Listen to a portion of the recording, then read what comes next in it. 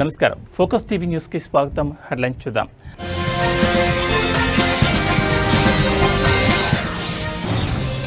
మహారాష్ట్రలోని పాల్ఘర్ జిల్లాలో ఘోర ప్రమాదం. కుప్పకూలిన భవనం, 15 మంది మరణం.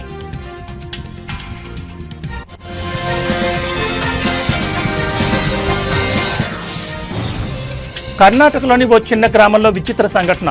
నల్లూరు గ్రామంలో ఓ సాధారణ నాటుకోడి నీలం రంగులో గుడ్డు.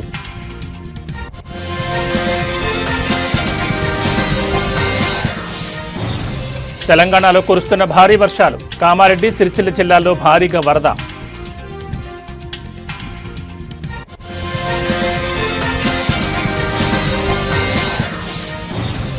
విశాఖలో 3 రోజుల జనసేన విస్తృత స్థాయి సమావేశాలు.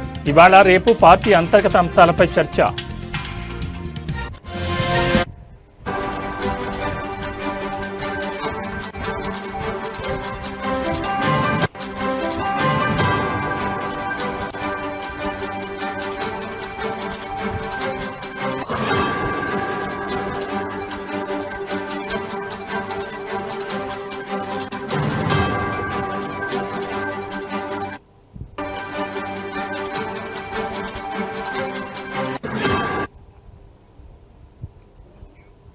బ్రిటన్లో బ్రేకింగ్ న్యూస్ చూస్తున్న మహారాష్ట్రలోని పాల్ఘర్ జిల్లాలో ఘోర ప్రమాదం జరిగింది.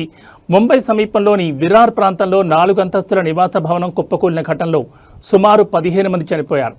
మరికొంతమంది తీవ్రంగా గాయపడ్డారు. ఇక విరార్లోని నారంగి ఫాటా దగ్గర ఉన్న రాము కాంపౌండ్లోని రమాబాయి అపార్ట్మెంట్ భవనం 4వ అంతస్తు చెందిన వెనుక భాగం ఒక్కసారిగా కూలింది. ఆ శిథిలాల పక్కనే ఉన్న ఒక చిన్న ఇళ్ల సముదాయంపై పడ్డాయి. దీంతో సమాచారం అందుకున్న వెంటనే పోలీసులు, వసాయి, విరార్ మున్సిపల్ కార్పొరేషన్ అధికారులు, అగ్నిమాపక సిబ్బంది, ఎన్డీఆర్ఎఫ్ బృందాలు సంఘటనా ప్రదేశానికి చేరుకున్నాయి.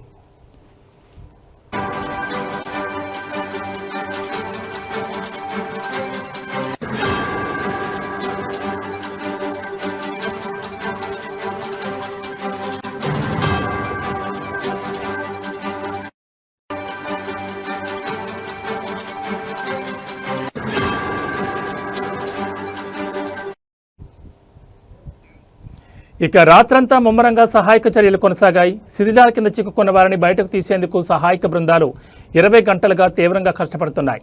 ఇప్పటి వరకు శిథిలాల కింద నుంచి 11 మందిని సురక్షితంగా బయటకు తీసుకురాగా గాయపడిన వారిని విరార్, నలసోపారాలోని ఆసుపత్రులకు చికిత్స కోసం తరలించారు. కొందరికి ప్రాథమిక చికిత్స చేసి డిశ్చార్జ్ చేశారు.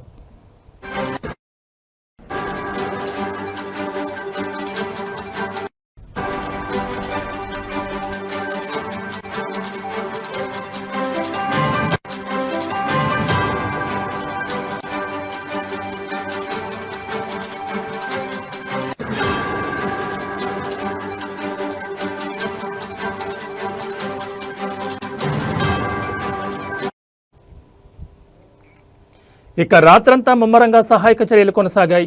శిథిలాల కింద చిక్కుకున్న వారిని బయటకు తీసేందుకు సహాయక బృందాలు 20 గంటలుగా తీవ్రంగా కష్టపడుతున్నాయి.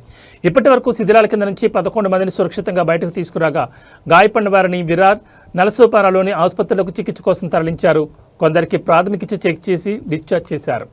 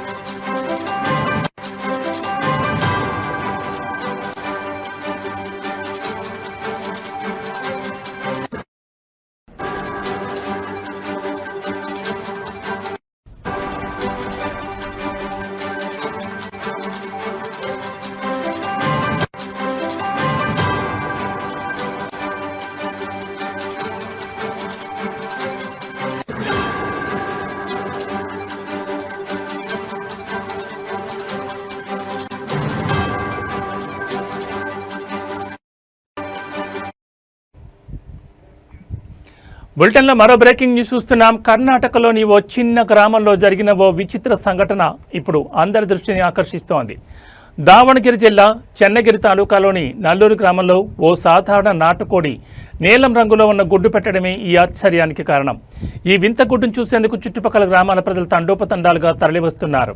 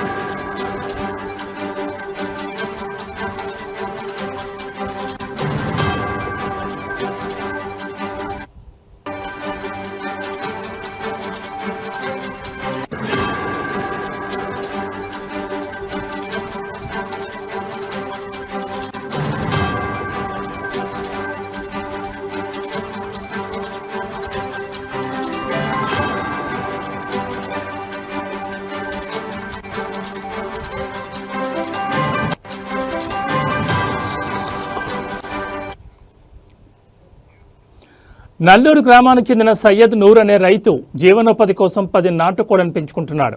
వాటిలో ఒక కోడి తాజాగా నీలం రంగు గుడ్డు పెట్టడంతో ఆయన ఆశ్చర్యపోయారు. సాధారణంగా తెలుపు గుడ్లను చూసే ఆ ఊరి ప్రజలకు ఈ నీలం గుడ్డు అద్భుతంగా కనిపించింది.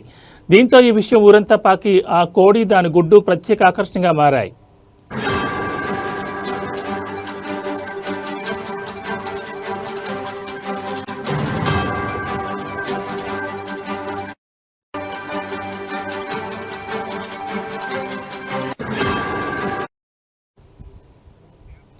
పశుసంవర్ధక శాఖ సహాయ సంచాలకులు డాక్టర్ అశోక్ నేతృత్వంలోని బృందం గ్రామానికి చేరుకుంది. వారు ఆ కోడిని గుడ్డును క్షుణ్ణంగా పరిశీలించారు. కొన్ని జాతుల కోళ్లలో ఉండే బైలివేడిన్ అనే వర్ణద్రవ్యం ప్రిగ్మెంట్ కారణంగా గుడ్డు పెంకుకు నీలం లేదా ఆకుపచ్చ రంగు వస్తుందని డాక్టర్ అశోక్ వివరించారు.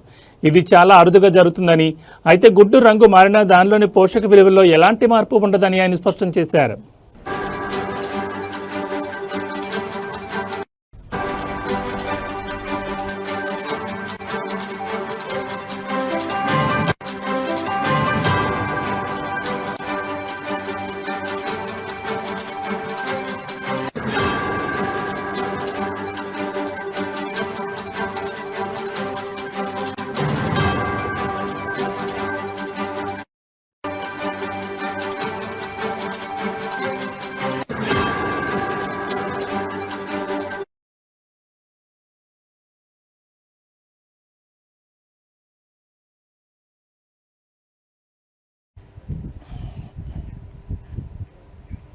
హిమాచల్ ప్రదేశ్లో రుతుపవనాలు సృష్టిస్తున్న విలయం అంతా ఇంత కాదు. కుంభవృష్టి, ఆకస్మిక వరదలు, కొండచర్యలు విరిగిపడడంతో రాష్ట్రం అతలాకుతలమవుతోంది. ఈ ఏడాది జూన్ 20న వర్షాకాలం ప్రారంభమైనట్టు నుంచి ఇప్పటి వరకు వివిధ ప్రమాదాల్లో 300 మందికి పైగా ప్రాణాలు కోల్పోవడం పరిస్థితి తీవ్రతకు అద్దం పడుతోంది. రాష్ట్ర వ్యాప్తంగా వేల కోట్ల రూపాయల ఆస్తి నష్టం సంభవించినట్లు అధికారులు అంచనా వేస్తున్నారు.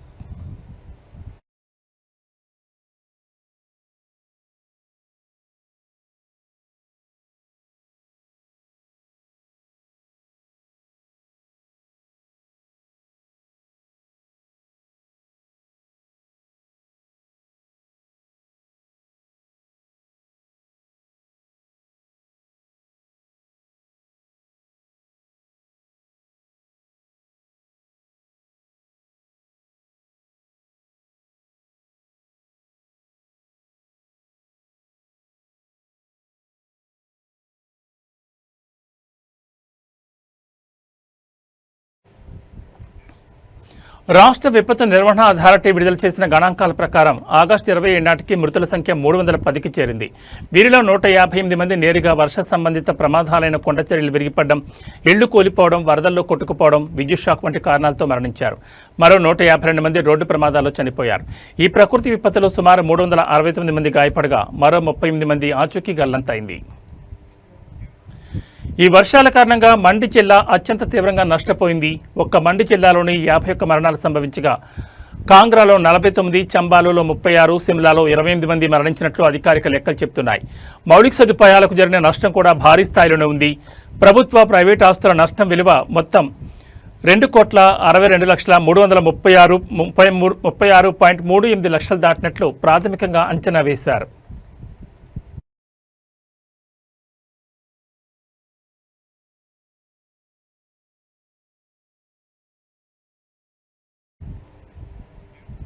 రాష్ట్ర వ్యాప్తంగా 2 జాతీయ రహదారులతో సహా 582 రోడ్లపై రాకపోకలు నిలిచిపోయాయి. ముఖ్యంగా కులు, మండి, కాంగ్రా, సిమ్లా జిల్లాలపై ప్రభావం ఎక్కువగా ఉంది. కేవలం కులు జిల్లాలోని NH03, NH305 మార్గాలను అధికారులు మూసివేశారు. రాష్ట్ర వ్యాప్తంగా 1,155 విద్యుత్ ట్రాన్స్ఫార్మర్లు, 346 తాగునీటి సరఫరా పథకాలు దెబ్బతిన్నాయి. దీంతో అనేక ప్రాంతాల్లో విద్యుత్, నీటి సరఫరాకు తీవ్ర అంతరాయం ఏర్పడింది.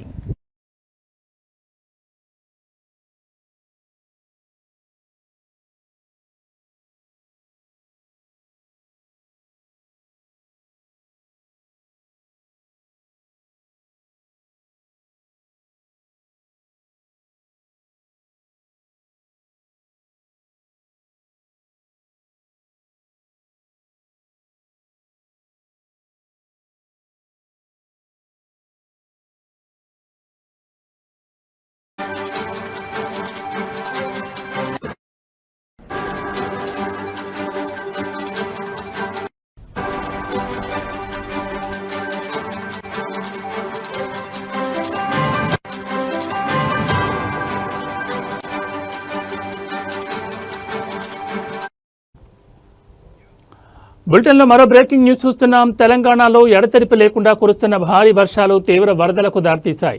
కామారెడ్డి, సిరిసిల్ల జిల్లాలో వరద నీటిలో సుమారు 30 మంది చిక్కుకుపోవడంతో వారిని రక్షించేందుకు భారత వాయుసేన రంగంలోకి దిగింది.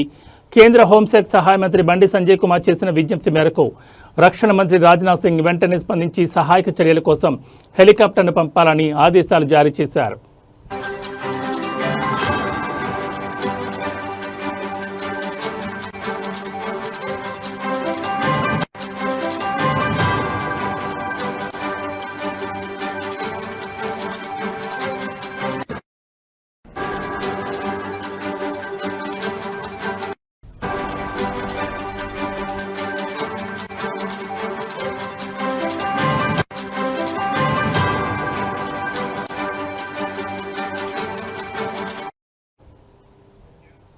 బండి సంజయ్ నేరుగా రక్షణ మంత్రి రాజ్నాథ్ సింగ్ ఫోన్ చేసి పరిస్థితిని వివరించారు.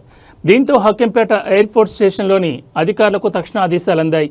ఫలితంగా వరదలో చిక్కుకున్న వారిని సురక్షిత ప్రాంతాలకు తరలించేందుకు వాయుసేన హెలికాప్టర్ సిద్ధమైంది.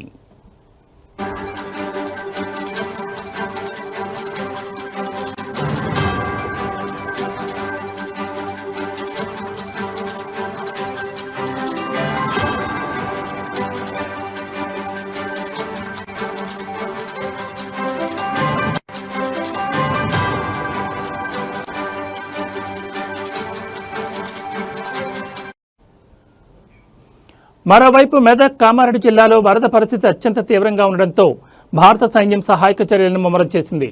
ఆర్మీకి చెందిన ప్రత్యేక బృందాలు రంగంలోకి దిగి ఎన్డీఆర్ఎఫ్, ఎస్డీఆర్ఎఫ్ స్థానిక అధికారులతో కలిసి పనిచేస్తున్నాయని సదరన్ కమాండ్ ఒక ప్రకటనలో తెలిపింది. ఆర్మీ, ఇంజనీరింగ్ టాస్క్ ఫోర్సులు దెబ్బతిన్న రహదారులను పునరుద్ధరిస్తూ అడ్డంకులు తొలగిస్తున్నాయి. వైద్య బృందాలు బాధితులకు తక్షణ సేవలు అందిస్తున్నాయి. ప్రత్యేక బోట్లు, ఇతర పరికరాలతో వరదల్లో చిక్కుకున్న ప్రజలను సురక్షిత ప్రాంతాలకు తరలించడంతో పాటు వారికి అవసరమైన సహాయ సామగ్రిని అందజేస్తున్నారు.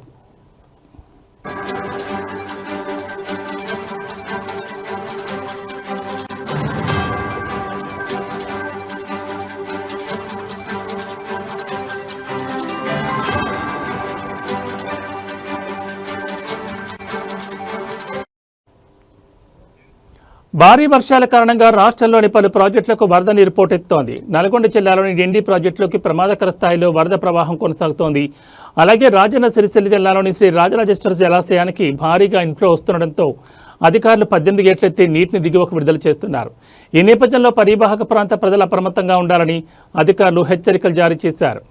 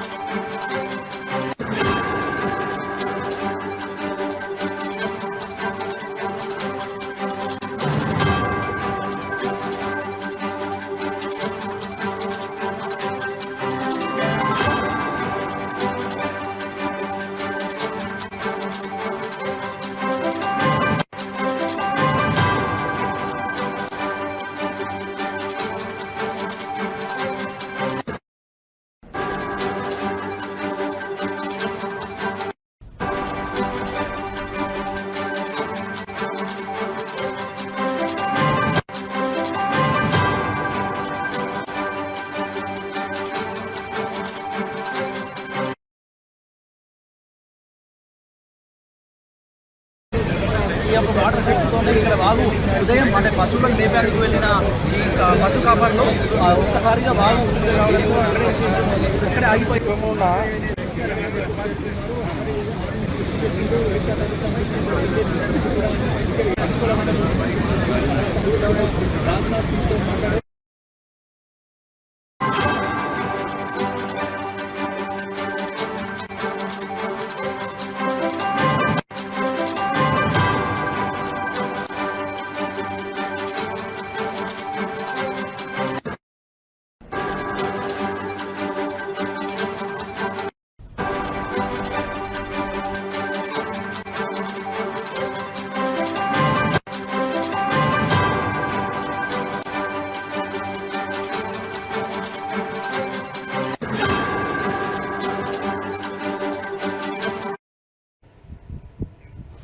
బులెటిన్లో మరో బ్రేకింగ్ న్యూస్ చూస్తున్నాం. 3 రోజుల జనసేన పండుగకు విశాఖ నగరం సిద్ధమైంది. ప్రభుత్వంలో భాగస్వామ్యం తర్వాత పార్టీలో పరిస్థితులను సమీక్షించుకునేందుకు జరుగుతున్న సమావేశాలు కావడంతో శ్రేణులు ఉత్కంఠకు ఎదురుచూస్తున్నాయి. క్షేత్రస్థాయిలో సమస్యలు తెలుసుకునేందుకు ఎక్కువ ప్రాధాన్యం ఇవ్వబోతున్నారు ఆ పార్టీ చీఫ్ పవన్ కళ్యాణ్. ఇవాళ రేపు పార్టీ అంతర్గత అంశాలపై చర్చ జరుగుతుంది. బీచ్ రోడ్లోని వైఎంసీఏ ప్రాంగణంలో జనసేన లెజిస్లేటివ్ విభాగం భేటీ అవుతుంది. ఆ పార్టీకి చెందిన మంత్రులు, పార్లమెంట్ సభ్యులు, శాసనమండలి సభ్యులు పాల్గొంటారు. మధ్యాహ్నం రాష్ట్ర కార్యవర్గంతో పవన్ కళ్యాణ్ సమావేశమయ్యారు.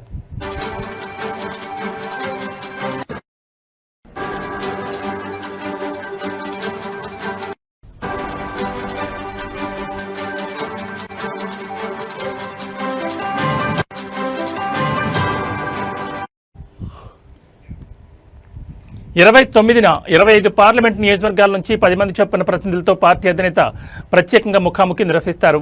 పార్టీ ఆవిర్భావం నుంచి జెండా మోస్తూ రాజకీయ ఒత్తిళ్లను తట్టుకుని నిలబడిన వాళ్లకు ప్రాధాన్యం ఇస్తారు. ఇక ఈ నెల 30 జరిగే సేనాని బహిరంగ సభపై జనసేనతో సహా రాజకీయ పక్షాలు ఉత్కంఠకు ఎదురుచూస్తున్నాయి. ఏపీ, తెలంగాణ నుంచి 15,000 మంది ప్రత్యేక ఆహ్వానితులతో ఈ మీటింగ్ జరగనుండగా ఇందిరా ప్రియదర్శిని స్టేడియంలో ఏర్పాట్లు ఊపందుకున్నాయి. వర్షాల కారణంగా ఎటువంటి ఇబ్బందులు తలెత్తకుండా జర్మన్ హ్యాంగర్స్ నిర్మిస్తున్నారు.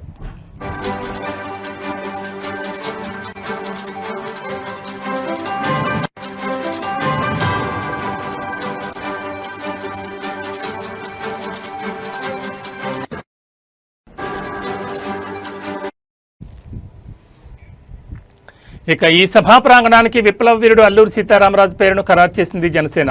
5 గేట్ల ద్వారా సభికులు నాయకత్వం వహించేందుకు ఏర్పాటు చేశారు. ఆవిర్భావం నుంచి నిస్వార్థంగా జెండాను ప్రజల్లోకి తీసుకెళ్లి అధినేత భావజాలాన్ని బలంగా నమ్మి నడుస్తున్న జనసైన్యంతో 30న బహిరంగ సభ జరుగుతుందని పార్టీ వర్గాలు ఇప్పటికే ప్రకటించాయి. కూటమి ప్రభుత్వం వచ్చిన తర్వాత చేస్తున్న అనేక అభివృద్ధి సంక్షేమ కార్యక్రమాలు, వీటితో పాటు క్షేత్రస్థాయిలో సమస్యలు తెలుసుకోవడానికి సేనాని బహిరంగ సభ కీలకమని పార్టీ వర్గాలు భావిస్తున్నాయి. ఈ దశగా పవన్ కళ్యాణ్ రోడ్ మ్యాప్ చూపిస్తారని మంత్రి నాదెండ్ల మనోహర్ చెప్పారు.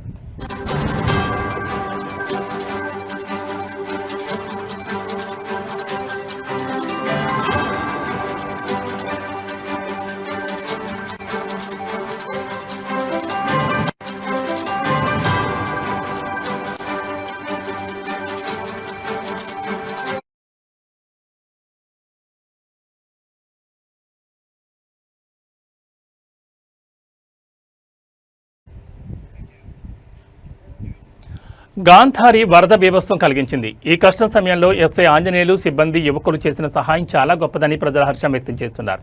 ప్రభుత్వం ఇలాంటి విపత్తు సమయాల్లో మరింత వేగంగా స్పందించాలని కోరుతున్నారు. ఆ మహిళ ప్రాణాలను కాపాడిన వారికి కృతజ్ఞతలు తెలిపారు. ఇలాంటి సంఘటనలు జరిగినప్పుడు ప్రజలు ఒకరికొకరు సహాయం చేసుకోవడం చాలా ముఖ్యమన్నారు. వరదలు రాకుండా ముందు జాగ్రత్త చర్యలు తీసుకోవాలని, ఆ గుడి మునిగిపోవడం చాలా బాధాకరమని, దాన్ని పునరుద్ధరించడానికి అందరూ ముందుకు రావాలన్నారు. అధికారులు వరద పరిస్థితిని అంచనా వేసి ముందస్తుగా ప్రజలను హెచ్చరించాలని, ఈ వరదల వల్ల జరిగిన నష్టంపై త్వరగా ఒక నివేదిక తయారు చేయాలన్నారు.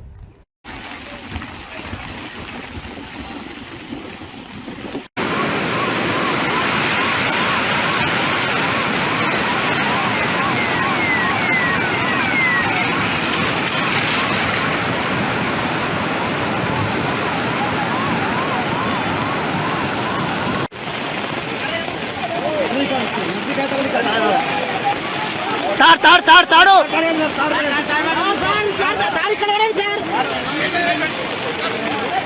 కృష్ణ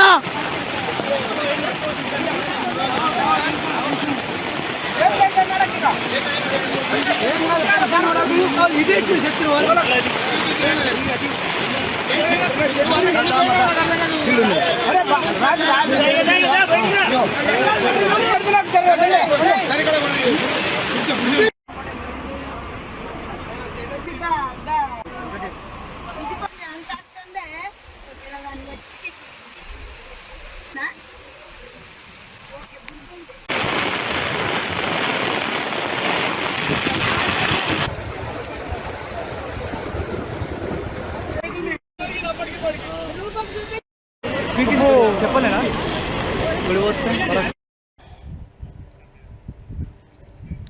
కూటమి ప్రభుత్వం అభివృద్ధి లక్ష్యంగా పనిచేసుకుంటూ ముందుకు వెళ్తోందని రాయచూట్లో 3.30 కోట్ల అభివృద్ధి పనులకు నేడు శంకుస్థాపన చేయడం జరిగిందని మంత్రి మండిపల్లి రాంప్రసాద్ రెడ్డి పేర్కొన్నారు. అన్నమయ్య జిల్లా రాయచోట్లో ఆయన పలు అభివృద్ధి పనులకు శంకుస్థాపన చేశారు. ఈ సందర్భంగా ఆయన మాట్లాడుతూ రాయచోట్ని అభివృద్ధి చేయడమే లక్ష్యంగా కూటమి ప్రభుత్వం పనిచేస్తుందని, అభివృద్ధి సంక్షేమ పథకాలే కూటమి ప్రభుత్వానికి శ్రీరామ రక్షణని కొనియాడారు.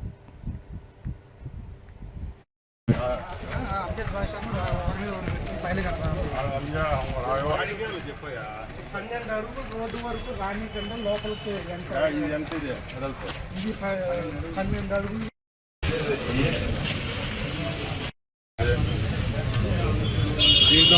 Naidu colony separate. ఇప్పుడు మనమంతా శంకుస్థాపన చేసి 1.5 కోట్లు అది బాగా చేసి ఇవన్నీ పెట్టినారు. జగన్మోహన్ రెడ్డి పెట్టాడు ఆ బొమ్మలన్నీ. అవి ఏమైనా ఉంటే ఎవరన్నా మంచి వాళ్ళు ఎవరైనా లీడర్లు పాడు బొమ్మలు ఉంటే పెట్టండి. లేకపోతే ఆ సర్కిల్లో యాక్సిడెంట్ అయితే చచ్చిపోతానో ఇది తగ్గింది, సైజు తగ్గింది. ఇంత పెట్టారు ఆడ నేతాజీ సర్కిల్, దాన్ని అంత తగ్గింది, సైజు తగ్గింది. దినే వ్యవసాయ అభివృద్ధి, రాజకీయ అభివృద్ధి శ్రీ విఘ్నేశ్వర సంకల్పేన పూజాం ఓం శ్రీ గురుభ్యో నమః పూజయ అద్భుతగాత్రాజ కామితార్థప్రదాజిని శ్రీమద్వేంకటనాథాజ శ్రీనివాసాజ మంగళ లక్ష్మీ సమేత మహాగణపతిదేవతాభ్యో నమః. ఇందిరా రమణ గోవింద.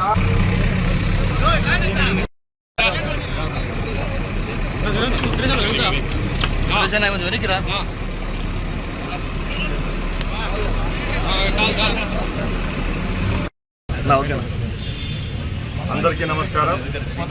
ఈరోజు రాయచోటి మున్సిపాలిటీ పరిధిలో సుమారు 3.5 కోట్ల రూపాయలతో సీసీ రోడ్లు, డ్రైనేజు, అలాగే మాండవ్య నది బ్యూటిఫికేషన్ కార్యక్రమానికి శంకుస్థాపన చేయడం జరుగుతూ ఉంది.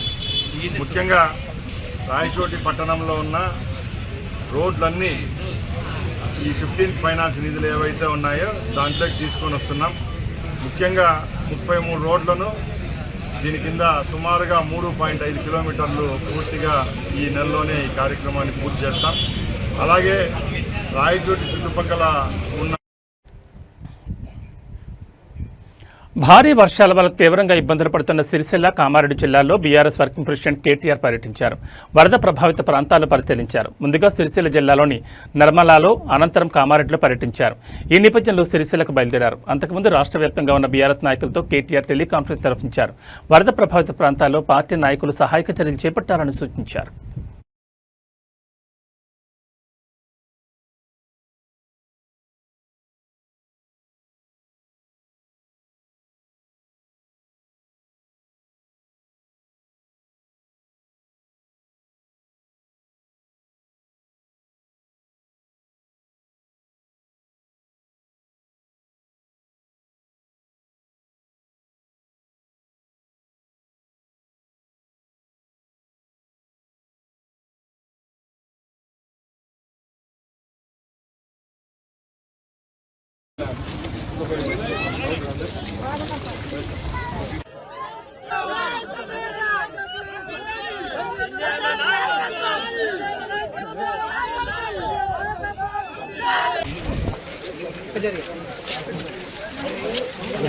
సహాయక చర్యలు పర్యవేక్షించి ఆ కుటుంబాల్లో ధైర్యం నింపినందుకు వారితో నేను కూడా నిన్న మాట్లాడినాను. వాళ్ళు చిక్కుకొని పోయిన వాళ్ళందరితో కూడా. కానీ మరి ఈరోజు ఉదయం హెలికాప్టర్ వచ్చి వారు స్పందించి కాపాడినందుకు చాలా సంతోషం. నేను అధికారులను అభినందిస్తూ ఉన్నాను. చాలామంది పోలీస్ అధికారులు, చాలామంది రెవెన్యూ అధికారులు కూడా ఎక్కడికక్కడ అప్రమత్తంగా ఉండి గత 24 గంటలుగా స్పందించి పనిచేస్తున్నారు. ప్రభుత్వం పని చేసినా చేయకపోయినా, ప్రభుత్వ పెద్దలు పనిచేసినా పని చేయకపోయినా అధికారులు అప్రమత్తంగా ఉన్నందుకు, పనిలో నిమగ్నమైనందుకు అధికారులకు, మీడియా కూడా మొత్తం రాష్ట్ర వ్యాప్తంగా మరి అన్ని వార్తలు కూడా ప్రజల దృష్టికి తీసుకొస్తున్నారు. ఎక్కడెక్కడ ఇబ్బందులు ఉన్నాయో చెప్తున్నారు.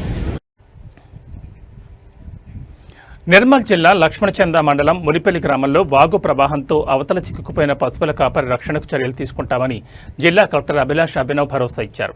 కలెక్టర్ స్వయంగా సంఘటన ప్రదేశాన్ని పరిశీలించి గ్రామస్తులతో మాట్లాడి వివరాలు సేకరించారు. ఈ సందర్భంగా ఎన్డీఆర్ఎఫ్ బృందాలు, గ్రామానికి చెందిన గజేతగాళ్లతో సమావేశమై రక్షణ చర్యల సాధ్యాసాధ్యాలను కలెక్టర్ చర్చించారు. ఇప్పటి వరకు కాపరికి డ్రోన్ సహాయంతో మొబైల్ ఫోన్, ఆహారం పంపినట్లు కలెక్టర్ తెలిపారు. అతన్ని సురక్షితంగా గ్రామానికి తీసుకురావడానికి అన్ని చర్యలు కొనసాగుతున్నాయని అన్నారు.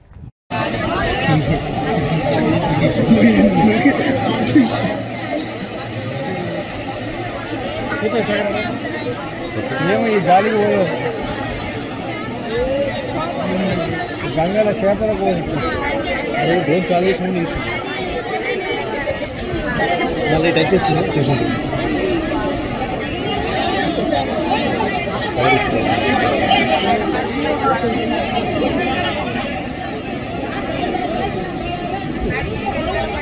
అసలు ఆగా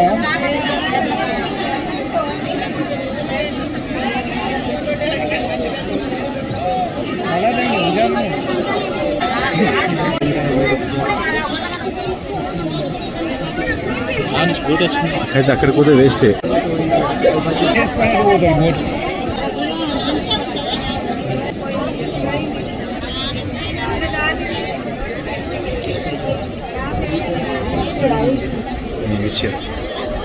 రైట్.